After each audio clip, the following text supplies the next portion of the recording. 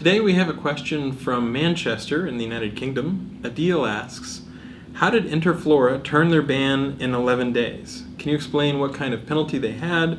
How did they fix it? As some of us have spent months trying to clean things up after a Google Webmaster Tools notification. So this is an interesting question, and rather than talking about a specific company, because we typically don't call out specific companies very often, we prefer to talk about things in more general terms. Let me answer in a more general way.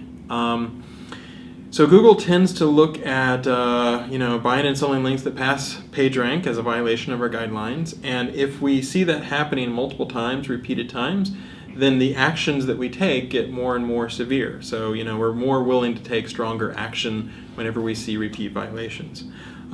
If a company were to be caught buying links, it would be interesting if, for example, you knew that it started in the middle of 2012 and ended in March 2013 or something like that.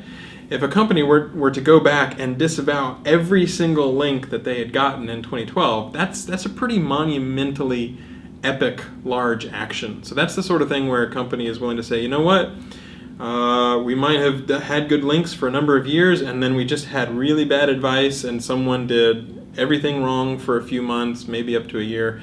So just to be safe, let's just disavow everything in that time frame. That's a pretty radical action, and that's the sort of thing where if we heard back in a reconsideration request that someone had taken that kind of a strong action, then we could look and say, okay, this is something that people are taking seriously.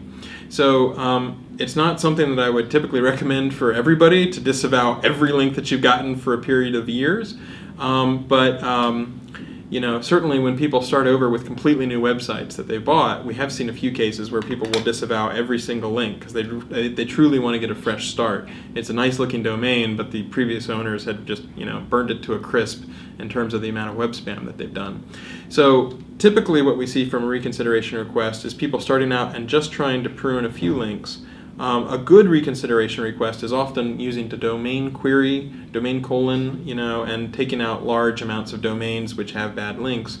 I wouldn't necessarily recommend going and removing everything for the last year or everything for the last year and a half, but that sort of large-scale action, if taken, can have an impact whenever we're assessing a domain within a reconsideration request.